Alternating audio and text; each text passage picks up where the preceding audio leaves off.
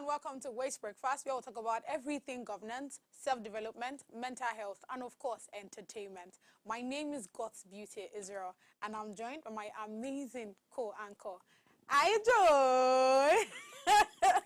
See this one. Hi, God's Beauty. Good morning. Good morning, baby. How are you? Good morning. Good morning. I am fine. I can actually say, I feel like you're looking good today. Do you understand? We are actually looking good. Regardless of what anybody think of the whatever you are thinking right there is none of our concern. It's none of my business. Like we're slaying in the black this morning. Period.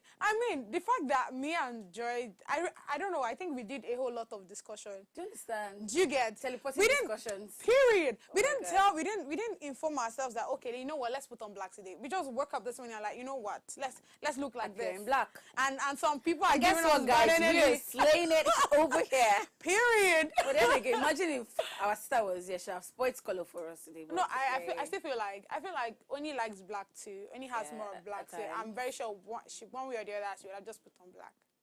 Pretty well. How you doing, Joy? I'm fine. How's your weekend like, bro? Oh, okay, so my weekend was... I didn't see what was coming that weekend. Hey. All the things I faced this weekend, I didn't see it coming at all. It was a bit just unbalanced for me. So it took me a whole lot of things to say, okay, let me find somehow to mitigate the situation. But yeah, I'm grateful that, I'm done with the weekend and we're back to another amazing week.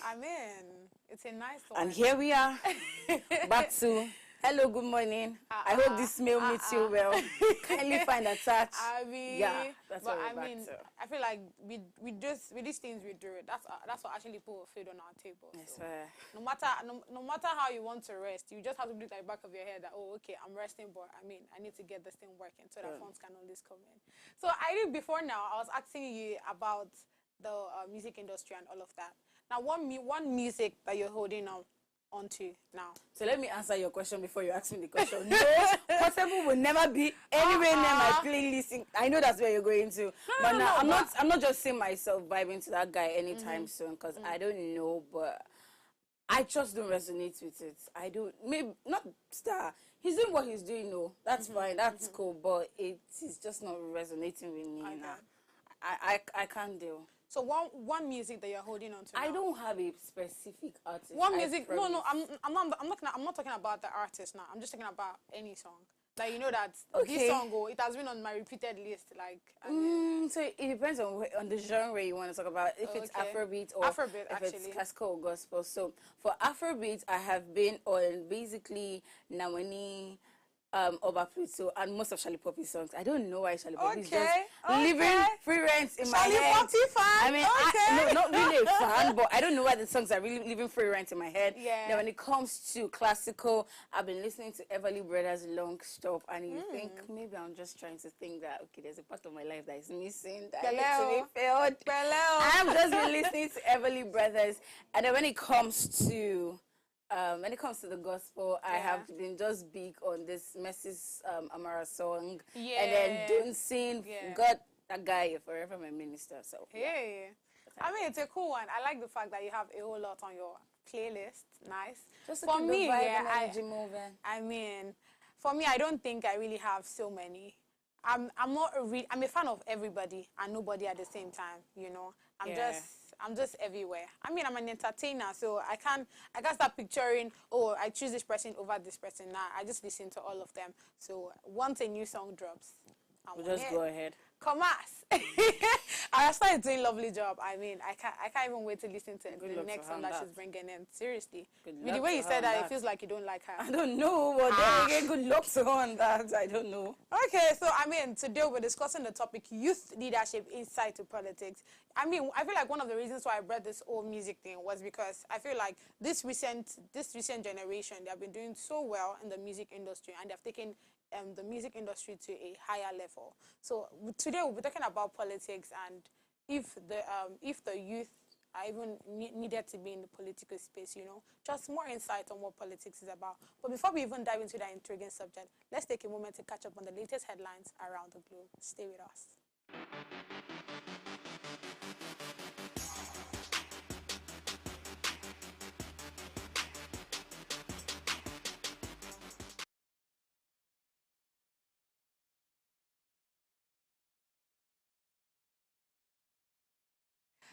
Thanks for staying with us. I'll be taking on a captivating journey across Africa with The Punch, Nigeria's prime newspaper. The major headlines read: Kaduna abductions, federal government plans school safety corps as 137 pupils regain freedom. Tinubu vows to end student abductions, Nigeria Security and Civil Defense Corps to train school safety corps personnel. Kaduna government hails president, military put pupils adopted in 137, says teacher sick. At the bottom left, Palm Sunday, Gaza Christians seek peace. Pope mourns 137 Moscow victims. Grieving families, friends demand justice for slain Delta Crips. Olubadan, which is Ola Kunleyi, enthronement process begins Tuesday. And above the masthead, $7 billion forex, organized private sector threatens to sue bank over rejected applications. Julius Berger, which is a mobile telecommunication network, that's MTN, top as capital market loses 248 billion naira. Federal government plans joint cable protection. Disruption lingers in 6 countries. And lastly, by the right side of the masthead, fans mourn as veteran actor Amechi Umuna Ogo dies at 61. And that's all of the headline for the Punch newspaper. So the one that caught my interest, the headline that caught my interest is the major headline that reads: Kaduna adoptions, federal government plans safety school corps as 137 pupils regain freedom.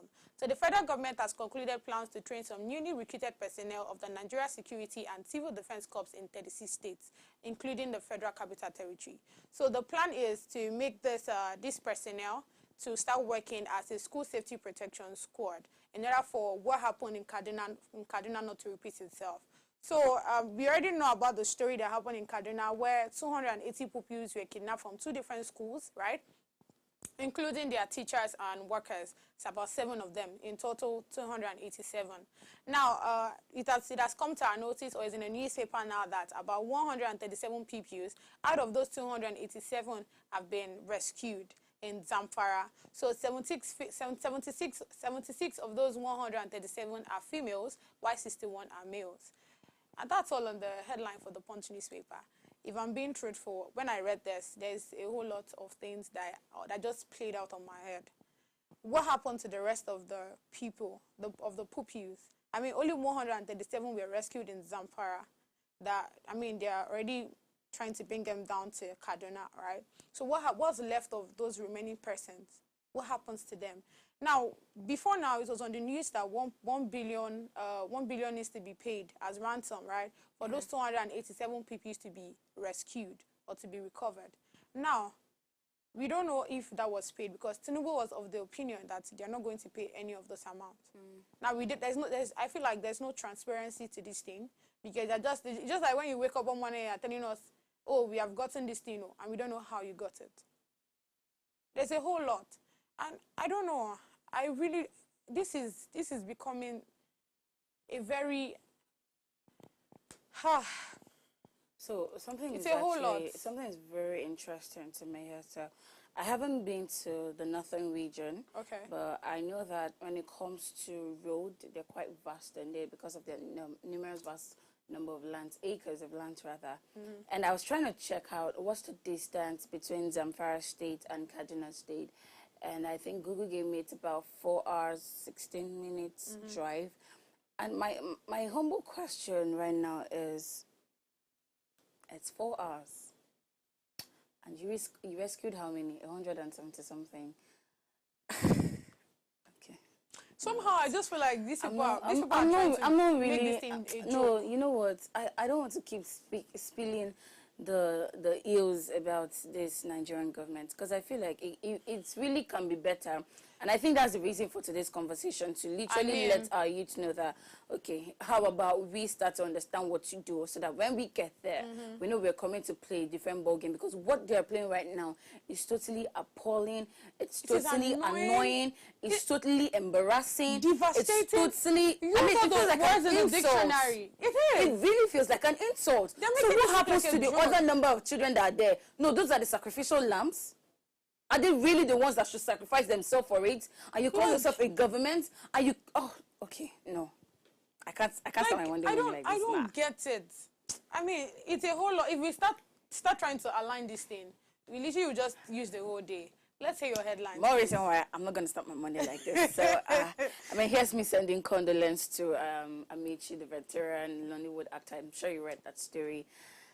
It's a huge loss, but I mean, God sympathize. I sympathize with every one of the family. May God comfort you for your loss. Anyways, I'll be moving away from the African continent into the international spectrum. My baby girl is not here, so I have to do that for her. And I'll be guiding you this morning from the Guardian newspaper in the United Kingdom. And the major story reads, suspect appears in court accused of Moscow attack that left 137 dead. Stories are flying here and there. And the story under it says that there's an Islamic State issues new video of massacre at concert hall on Friday. And right beneath that story, at the bottom left, I have NHS exodus as overseas nurses seek higher pay. Now, the story I'm just going to talk about right now, just want to briefly review, is a story that says the NHS, as a National Health Service, exodus as overseas nurses seek higher pay. Now, the story reads that, the story reads that about 9,000 nurses have decided to leave the United Kingdom over less pay, thereabout, because they don't pay them well. And I somehow it's a bit interesting to me, because we have been talking about this health service story, I think, for the past 2 weeks now. I remember very well, if Oni was to be on this set this morning, I'm sure she would have read the same thing to us, to talk about that. Yeah, the health sector, it's having a bit of glitch. That's what I'm beginning to suspect. And to me right now, it's becoming more than a mere story, right? It's really, really becoming more than a mere story. We've had stories of cancer patients just being dismissed without even having a proper care. We've had stories of the NHS trying to fold up. We've had stories of the health sector, that the number of what's it called again? Is it blood pressure in children are literally rising. And now the story is now reading this morning that most of the nurses overseas are demanding to get a higher bit of pay, or else they're going to flush the system out. They're going to leave the system. And my humble opinion here is, I think when it comes to life, every single person matter when it comes to life and health, in the sense that even as low as the cleaner is actually a very important person when it comes to the health sector, majorly, simply because that cleaner has the role it plays. It has its own, she or he have their role that they play, and it's very, very important to the health sector.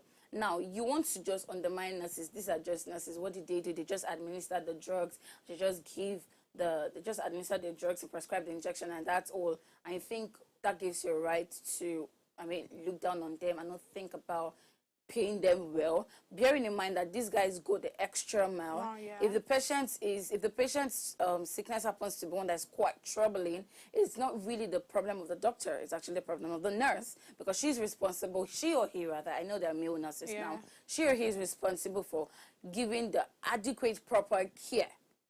Not just medicine now. There's the emotional care also comes from the nurses. So, this is just me saying to the United Kingdom, especially the National Health Service, that we need to be very intentional now. The story is too much. We have read more than 5 different stories about NHS in the past 1 week or 2 weeks now, and it's not nice. It's really, really not nice. So please, please, please, let's do something about it and make the world a better place. I will always end with that. Because what is a world if it's not better? Do you get?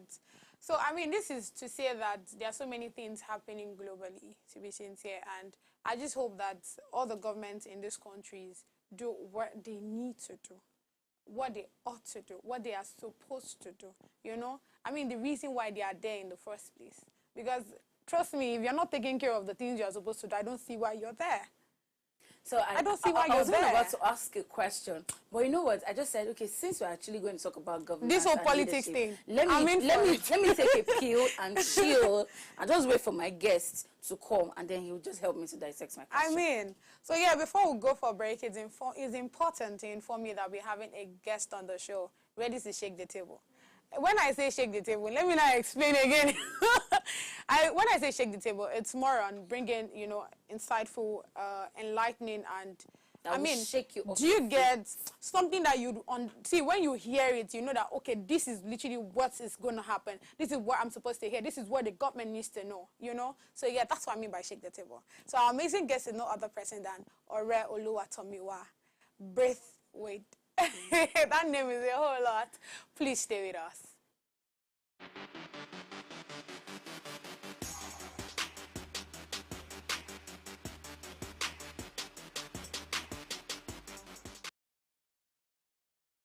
Realistically speaking, there's no way you tell me that somebody, somewhere, somehow doesn't have an inkling of what's going on.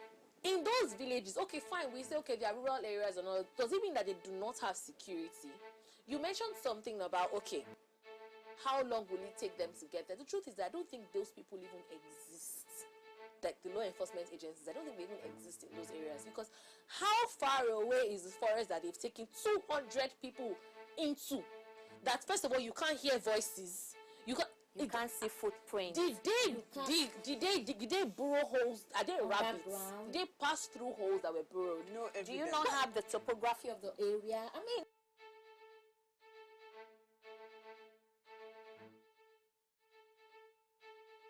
as Nigerians, we're desperately detached from the governance process, and we're suffering as a result of it. Nigerians need to be more interested in those numbers, because you see, if you open those documents, Miriam, you will cry. You will root for this country.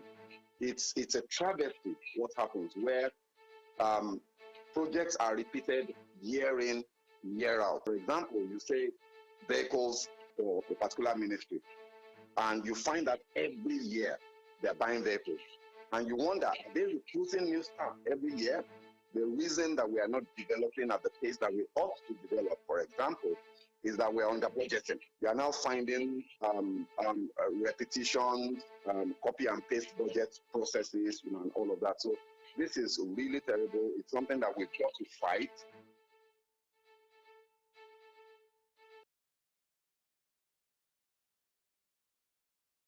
Security is something that tampers with everything. Absolutely. It tampers with the investors coming into. Absolutely. The reason why we don't have enough investors coming into Nigeria or pouring into Nigeria, irrespective of our growing and thriving economy, is because of insecurity. It started with expatriates. Expatriates in Port Harcourt and the likes, on the road they're kidnapping them and they're asking for their ransoms are in dollars. Yeah. And then now you're kidnapping school children. Like, when is it going to end? Are we ever going to have an end to this? It just doesn't make sense.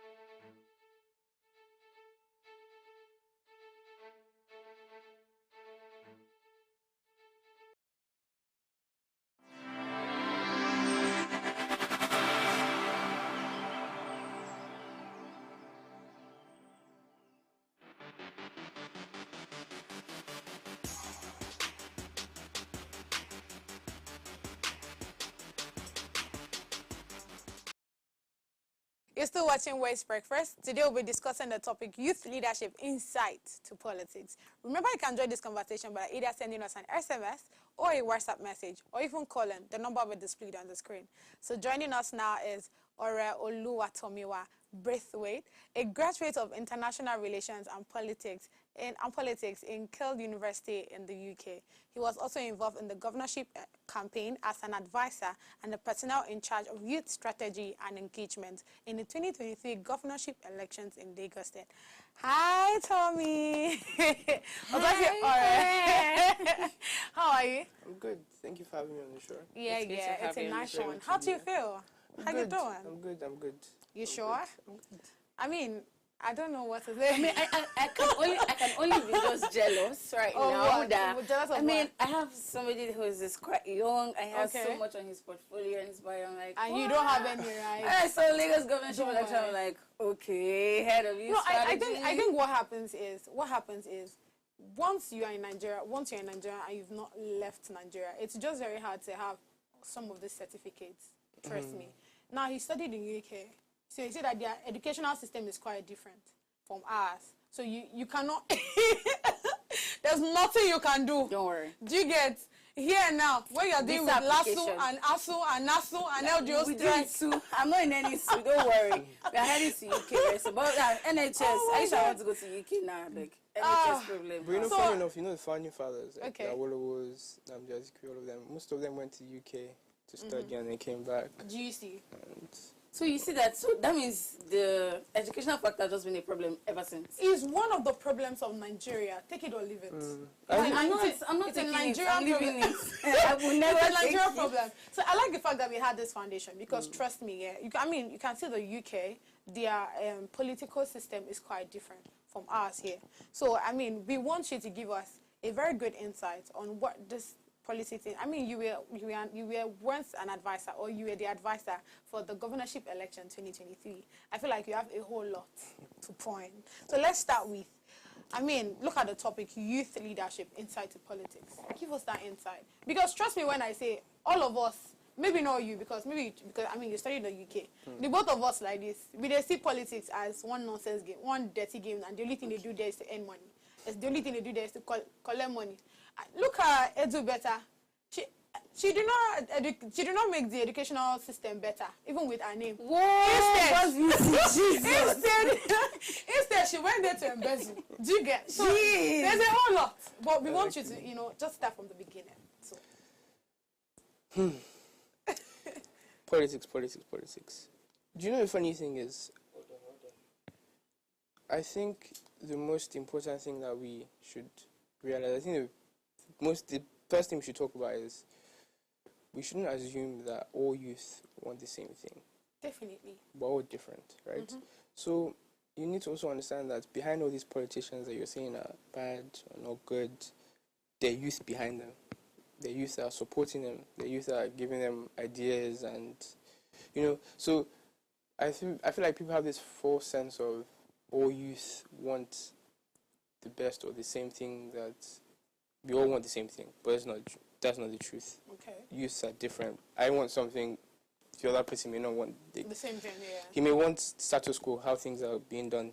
I may want things to change, So behind every politician, there's youth behind him. Okay. So there's youth right now in power, as we're speaking. Advisors to governors, presidents, they're youth.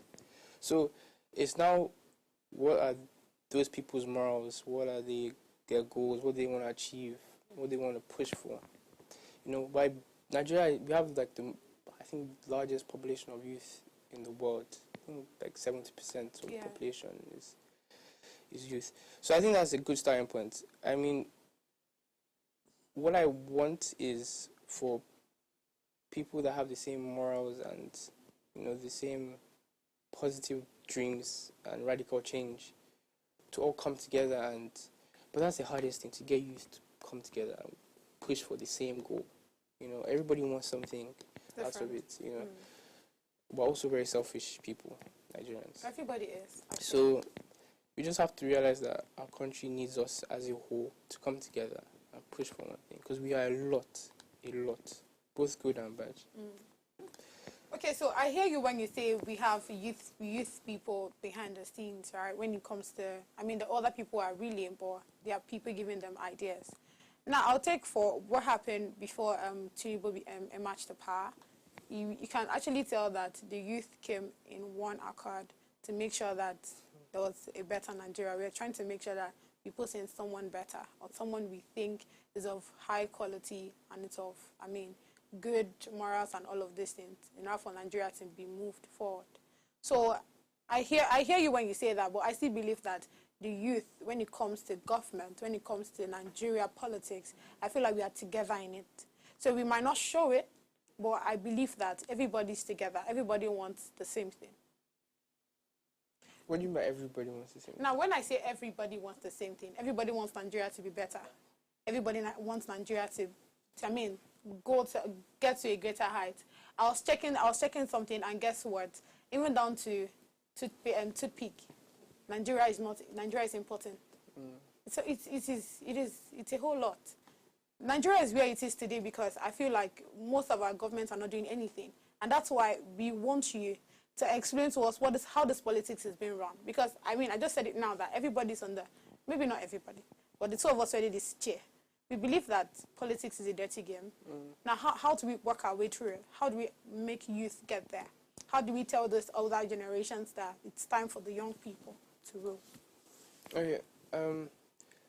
Historically, Nigeria has been like, the people that have changed Nigeria usually are relatively young. So we have even the man that moved the motion for our independence, I think Anthony Inhero or something like that. And he was 30 when he did that. So historically, we have a sense of the youth being good leaders and leaders. But I know what you say about politics being a dirty game. To some extent, it is. Okay. And there are a lot of problems. I'm going to say, I can't talk the truth, so I'm going to say as much as I can. Come on. With the time I have. Spill it. So, when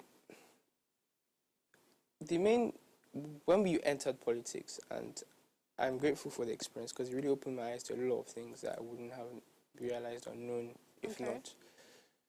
First of all, we need to understand that when you say all youths want the same thing, I need to also understand that the youth right now that are benefiting from how the country is going right now. Definitely. So they may not even want that to change. Now, when we're talking about changing Nigeria's narrative and like changing or making people's lives better, you need to ask the question, are people ready to make the sacrifice? Because the masses are very short-minded. So they are looking for short-term solutions. So that's why you can go to a mass and give him money and then say, vote for me. And then he may do that because his stomach infrastructure, he's thinking about his next meal.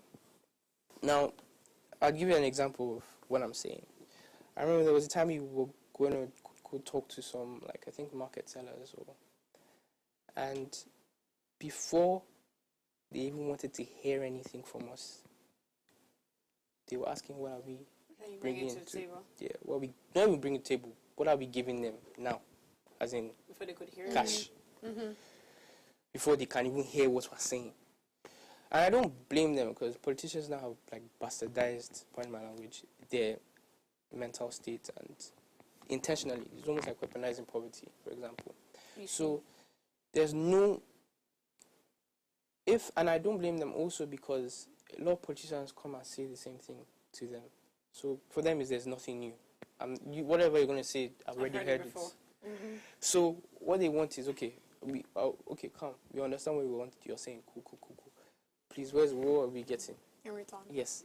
And if you give us what we're getting, it still doesn't mean we'll vote for you or whatever. It's the highest bidder wins, right? I get it. Who has the most money? Because now we're in a society where it's who has the most money. Because even it goes down all the way to the... I don't know if you guys know about how much the forms for the political... I was just going... We were going there. Don't worry. No, I wanted to say, okay, no, well, let me calm down. We were going there, don't worry. Let me just allow you to lay good foundation, because I was going to come there. Now, before I come to my first question I was going to ask, but since you mentioned political form, take it from let there. me trash it there. Do you understand that as of last year, to the point that it was taken to be a joke, they were selling form for 100 million naira. And my simple question is, are you coming there to eat money or you're coming there to serve? Because I really want to understand what this entire governance is all about. Is it that we are coming to say, okay, let me fill my bank account as much as I can do? Well, okay, how much can I just give? It's like a barter system. Okay, I'll just give you 100 million to come and get my profit back. First of all, I'm coming to serve. Form that amount? That's even the point. And then you're coming down to governorship election and I'm seeing 40 million, 30 million. And then Senate is giving me 3.5. House of Rep is giving me, I think they're about 2.5 million. Then I think the local government is around 600,000. And my question is, how would this alone motivate me? Because I am one person who is very, very passionate about leadership. But no, I can never be passionate about Nigerian leadership without ridiculous. Because no, where am I going to get that money from?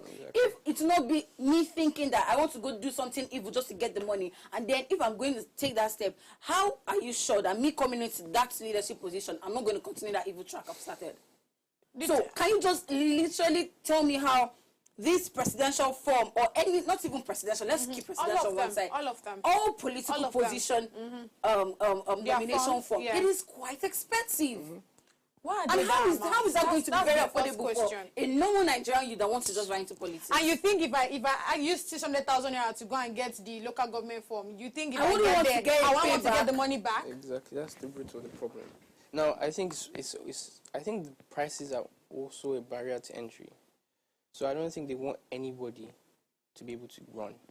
Right? So Even what they kind of say people? that. So now the problem is, it doesn't stop anything, because at the end of the day, people can still sponsor people, and that's why I have Party. yeah, a party, but more like, godfatherism. So for example, if I paid for your phone, anything I say, you're going to do it. Is that not the problem of That's Nigeria? what I'm what saying. happened That's to the you? root. That's the root problem. Okay. And even if you don't have anybody that did that for you, like you said, you spend more money than you have, which means when you get to that position, you're going I to need have to to make it back. You have to make that money back. Period. And some politicians, that's the only work they're doing. It's not like they're doing other work, like other sources of income. So they are stealing, and they have to, because they need to regain that money back and make more money. Now, there are other issues that I want to say before I forget. Yeah. So there's also the local government, which is what we should actually really be focused on, because that's how it directly affects us. I don't even know my local government chairman, nor do I know my local government councillor. A lot of Nigerians don't. We don't really take it seriously. Nobody cares about all this local government. Everybody looks at the big governor, president. Yeah. But you need to understand that local government is actually very, very important. I think they even have things like they need to fix roads, do schools. They have a lot of things that they are in their purview. Constitutionally. Yes, but it's not done. Or the government of the state may now try and hijack Hierarchy. But we need to focus, and I think we have local government elections in 2027, something like that, I think. So if we were focused on that, we actually pushed for lower level, at least let's start at the lower levels and then build. Another thing I think is very important that people need to understand, and then you are hinting to it, that we wanted a better leader, last year and all that. But at the end of the day, I need people to understand that, and this is another thing I've realized, that people are quite, if I can use the word, ignorant. Like, you don't actually know what's going on. So and it's sad because it's also easy for people to be manipulated. When you said the youth came together and pushed for something, but did they actually do their research into what they were pushing for? They just stood behind one man, right? And the man that stood behind left a party, right? Yeah. And went into another party. Yeah. Now, do they understand that there's people in that party that he went to? Do they know the morals of those people? Do they know that as he moved, other people from bigger parties also moved with him? Yeah. Do they know that it's not a new party? Do you understand that it's not like, oh, this is the party that everybody, like, it's a clean party? It's not. And you need to also see that there's some things that it was sad because I saw the youth pushing for something they didn't really know about. And let's just go with the flow. Everybody's going, let's just join. I get it. The man that everybody was pushing was calm. It's good. But at the same time, what about the other people that are running in that party? Do you know what they... I remember even there was a point in the election that people don't even care whose name is on the... Just to tick that party. That person's. So, you find out that there's so many people that are not actually meant to be elected that were elected just because of that push. So I think that's very important. And I'm pleading with the youth that don't just, because it's someone that you really like, you now full-heartedly push for a party. I wish Nigeria did like independent candidacy where you don't have to be part of a party, because party is also part of the problem in Nigeria. Yeah. You need to also know who the other people that are under him that you're voting for. What have they achieved before? Who are they? So that's another issue, and it's easy because I know now the problems of that party is coming to light. People are realizing that it wasn't as good as it seemed. Yeah. But they need to do their due diligence and actually look and check and double check before you fully support something. And that's because there were some things I saw inside that I'm just like, man, And then I go outside and people are like, this best part, this best. But yeah. Nah. Let me stop before I get say too it. much. We'll be going on a short break, baby. So yes, I mean, I would want to even ask, should age dictate leadership, right? But we'll be going on a short break, guys. And when we come back, you know what it is. Please stay with us.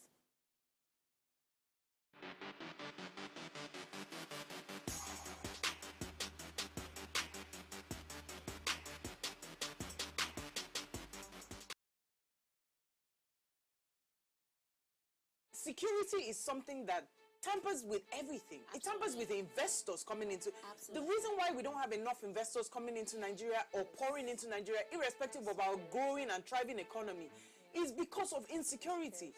You have, it started with expatriates in Port Harcourt and the likes. On the road, they're kidnapping them and they're asking for their ransoms are in dollars. Yeah. And then now you're kidnapping school children. Like, when is it gonna end? Are we ever going to have an end to this? It just doesn't make sense.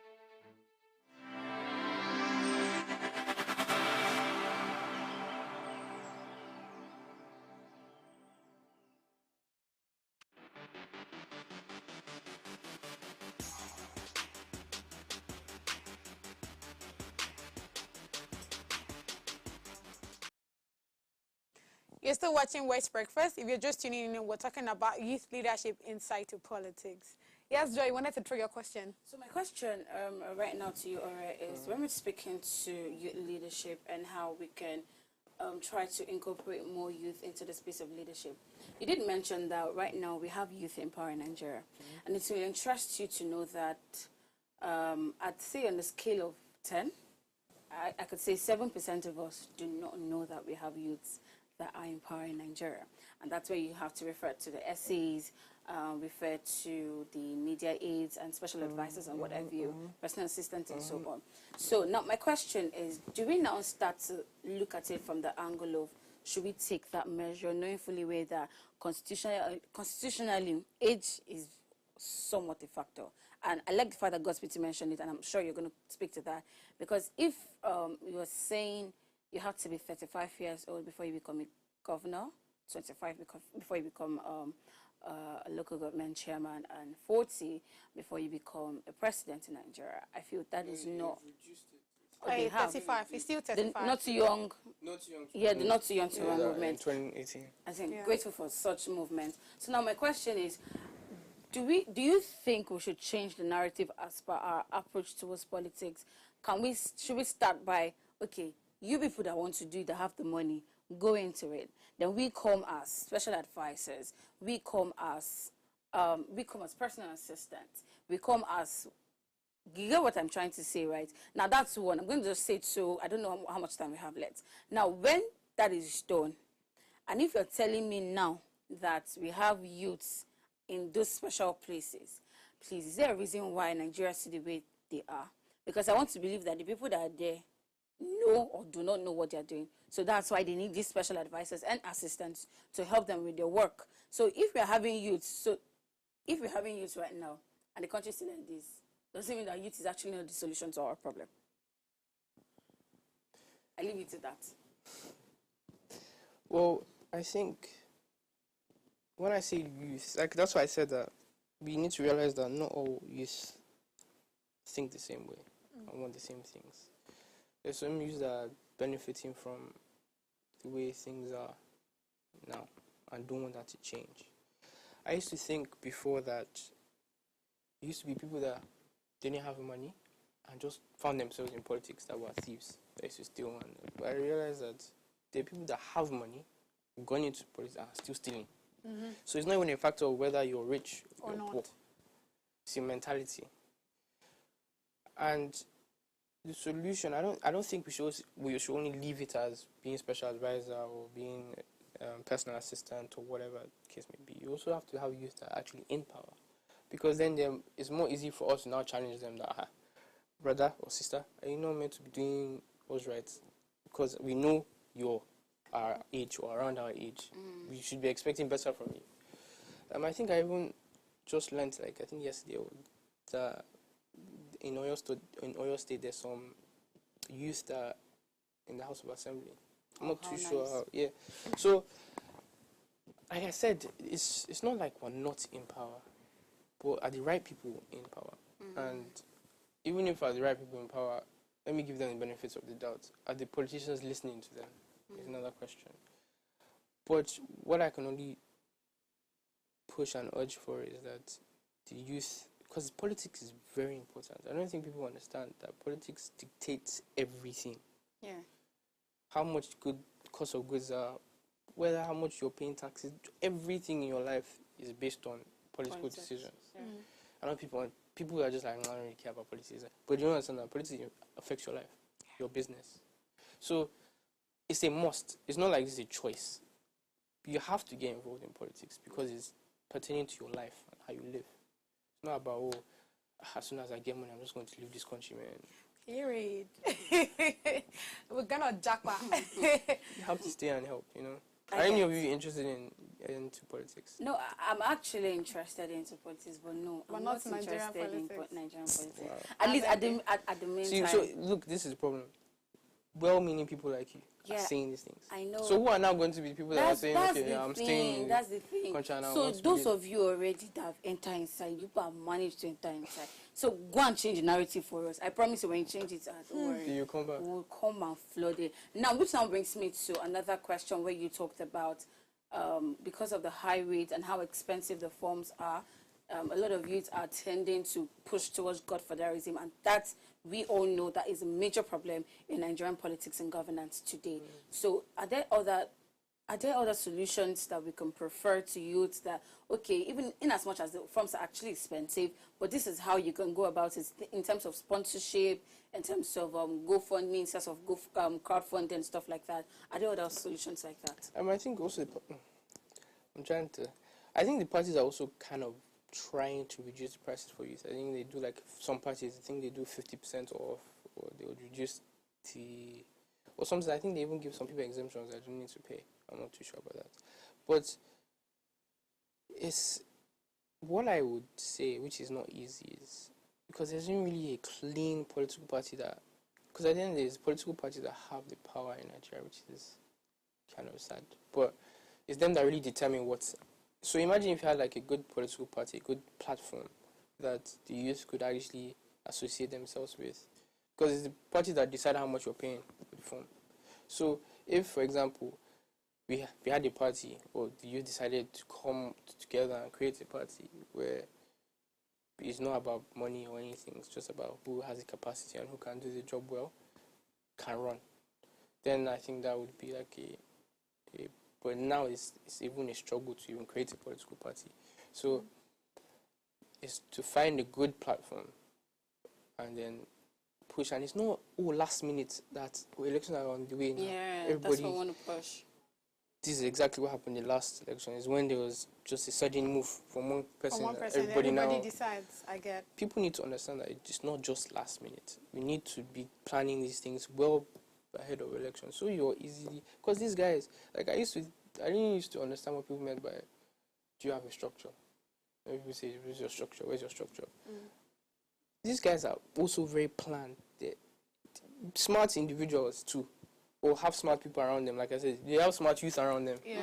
So they know what to do, when to do it. So we can't just come and expect, we'll come 5 minutes before the game starts and expect to make a change. Like now, everybody's quiet. Right. Yeah. Sure. They will come and shout again next election. I agree. So yeah, speaking to this whole politics, right? And I mean the fact that whatever they say, these politicians, whatever they say, it has a reflect on us, either positively or negatively. Chapter 6, section 177 of the 1999 Constitution as amended. Now, it says that a person shall be qualified for election to the office of a governor of the state. And I think this actually does deal with both the president and the local government chairman. Now, subsection D says, educated up to at least school certificate level. Now, that brings me to, when you say school level, school leaving certificate, is the same thing as common entrance, Yeah, right? I think secondary school or something. No, it's not even secondary, it's primary. Are you sure? Yes. Now, how do you expect somebody with that kind of certificate to come and rule people with bachelor, BSc? Like, I understand the whole experience comes with age, but I still feel like there'll still be a lack somewhere. Yeah, but how do they Definitely. even get into it? How do they get there? It's not us that voted for them. But you know that in a country like Nigeria, democracy is ineffective. Yes. Yeah, I think unless we Democracy go is into... ineffective. So in that kind of situation, we don't even have a choice. People are hungry. Do it. Wait. This is a simple scenario now. Somebody that has not eaten, then and I come with, oh, I'll give you a bag of rice. Just vote me in. And you think I would do that? So I'm not going to do that because I want to, but it's more like I am forced to. Democracy is ineffective. Now this person's getting to say, my problem is I feel like the constitution needs to be worked on. But I'm leaving it for you. What do you think? I think, first of all, we need to... This is going to be a hard statement, but we need to even know if democracy is even the right system for Nigeria. You know, I wanted to ask you that. I was coming to that. I was coming to that. If it's the right model we're even applying, I am coming to that. You're just saying we have a government, but you just can't see it. So you have to first battle that question. Like, Okay. you can't just copy because the Western nations are by different.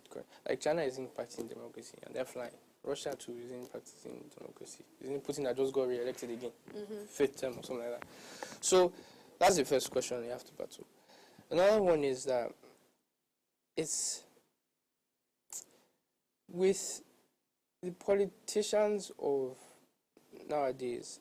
It's the people need to realize that, like I said, we need to probably go into the electronic voting, where maybe there will be like where things cannot be, messed around with and all that. Are you sure?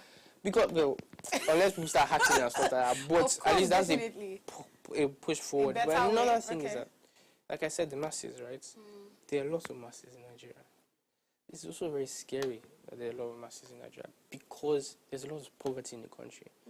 I feel like Nigeria is in we're almost at the tipping point where, because there's so much people in poverty, all it needs to be is a spark, and they could be and we've seen it before where there's been riots and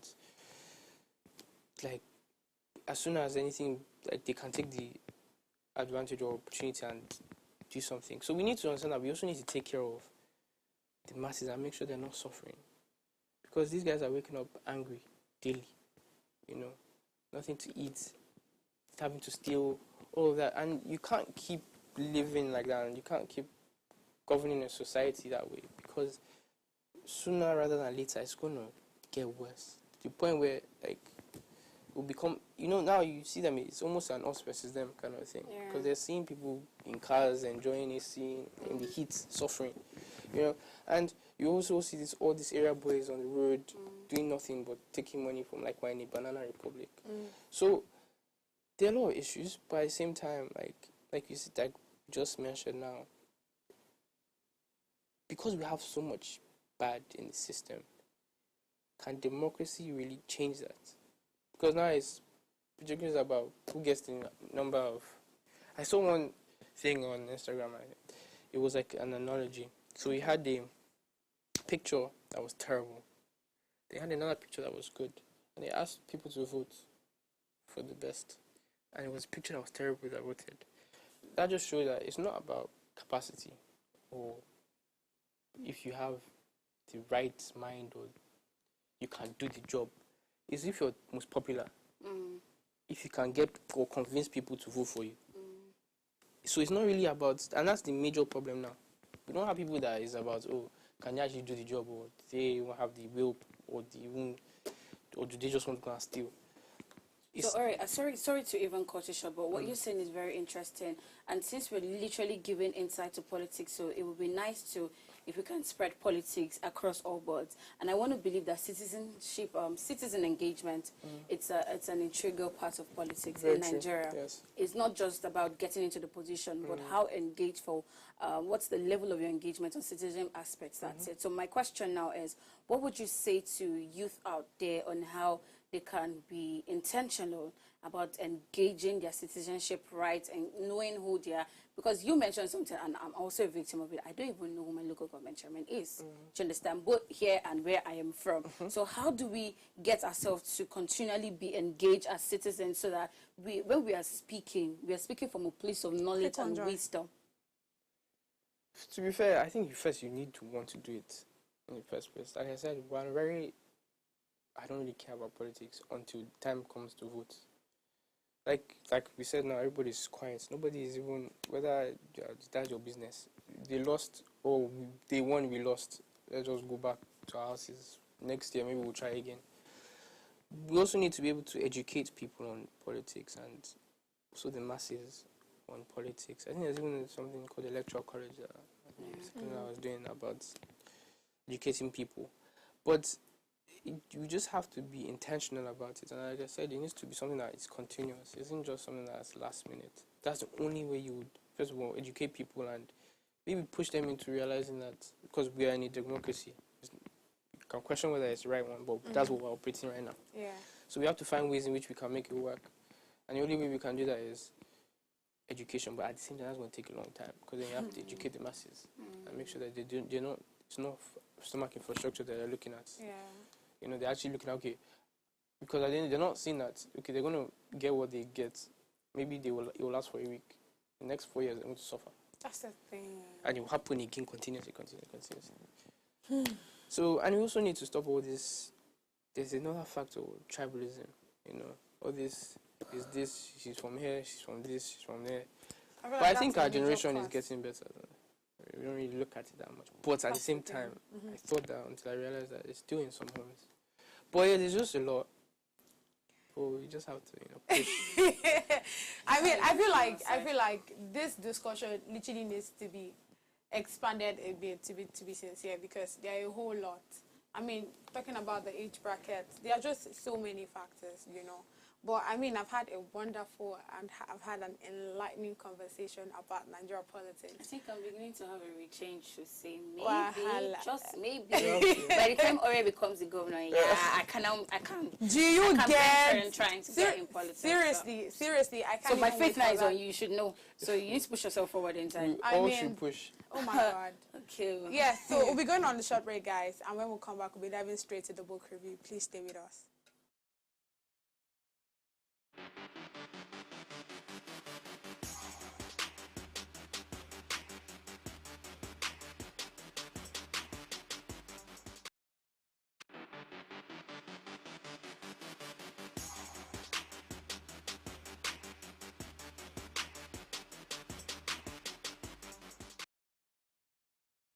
Thanks for staying with us.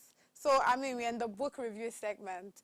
And guess what, Tommy? We're reviewing the 48 Laws of Power. I don't know if you've seen that by Robert Greene. You haven't? That means you're just more into politics. Oh my God. So yeah, that's the book, 48 Laws of Power. So I'll be taking the 37th law. We've taken, I think, about 36 of the laws now. They are about 48 in numbers. So I'm taking the 37th law, which says, create compelling spectacles, right? So use visuals and symbols to underscore your power. What people see makes a greater impression on them than what they hear. So it's I mean, boiling it down to this whole political thing. I feel like our politicians are always giving us, what do they call that now? Oh, Jesus. What do they call? I'm trying to remember. You know those things they tell us before they start? Manifestos. Okay. God bless you. So yes, I was trying to remember. I don't know where the hell that English went to. So they tell us what they want to do. Oh, I'm going to build road. Oh, I'm going to do this. Like Tinubu now that $2 is going to remove fuel subsidy. You remove it without having a plan B. I don't even want to go into that. But I feel like that is what our political leaders or our politicians are always doing. They don't give us what to see. They don't show us the actions, They just tell us what we want to do. And the truth is, nobody would listen to you. And I feel like that's why they try to force their way in. So if you're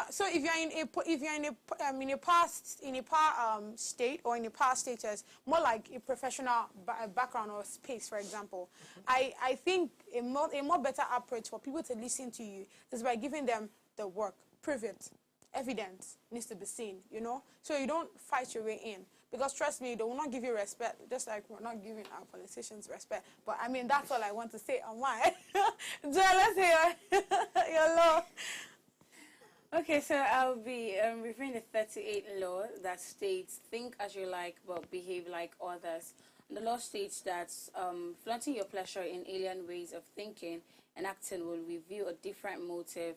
Now, to demonstrate your superiority over your fellows, wise and clever people learn early on that they can display conventional behavior and mouth conventional ideas without having to believe in them. So basically, what this law is talking about is that a lot of times you'd have ideas that are buzzing through your headspace and you just want to spill it out. And you know very well that these ideas are, if you just bring it on the spot, it's not really relatable to the people out there because they're not the ones thinking for you. You are the one having this thought and idea. And however, there's already a behavioral pattern, a behavioral structure that is ongoing already, and you know your idea cannot fit in. So what you have to do is, as opposed just disbacking your idea, you have to come back to yourself, come back to your drawing board and say, okay, I'm going to still think what I think about, but how can I put it into this behavioral structure and pattern of people so that people can resonate with me quickly. They could literally see the things I'm saying and just believe me for what I say. They don't need to see the things I do. And that's how you can that's basically how you can act. So just trying to link it to the conversation of today. I mean, if we can be intentional, I know that Ore did mention that we have a lot of youth who are currently in power and we don't know. So if I was to be that kind of person, I would have my thoughts as to how I want to change Nigeria. But behave like others. What are others doing? Good morning, sir. Oh, today we're going to inflate that record. We're going to do this. Or about that project, let's revisit it later. But I know that this project is something that needs to be done ASAP. I said, okay, no problem, sir. Maybe we should revisit it later. We'll revisit it later. But then again, I come back to say, how about as opposed to revisiting it later, let's try this, let's try that. So you're still having the thoughts you have in your head, but you're not just letting the behavioral structure at that point in time to just affect you. So stand in the place of power, have your thoughts, but then again, link it to the behavior pattern of your society. So, I mean, like I always say, I don't see a reason why you're not reading the 48 Laws of Power, to be sincere. Because, I mean, the book will just help you. You're in power. It helps you to be in power, stay in power, and without anybody trying to discomfort or, trying to get that power from you. So, yes, I mean, today we've had an insightful conversation. Big thanks to our fantastic guest. Thank you. Alright, thank you so much. I think now I have to call you a political mentor, because you have to be my mentor. Oh my God, seriously, I feel like you still have to come back here to talk about governance and, a whole lot that the youth needs to know on. So thank you so much. Thank you so much for coming. And again, our fantastic viewers. My God, I can't believe you've been watching. Thank you so much. Thank you so much for, looking at us, watching us, and trying to get one or two insights on politics, of course. So yes, today topic was really a great one, I'll keep saying, and would always bring, big things on the table. Tune in again for another exciting discussion tomorrow, full with wisdom and entertainment. And remember to catch Waits Prime at 8 p.m. where laughter and learning collide. I keep saying this, it would help you. So yes, from me and my awesome buddy. Oni is not here today. Oni. From me and my awesome buddy. It's goodbye for now. We can't wait to chat with you again tomorrow. So until then, stay informed, stay curious, stay inspired, and stay tuned. See you again tomorrow. Bye.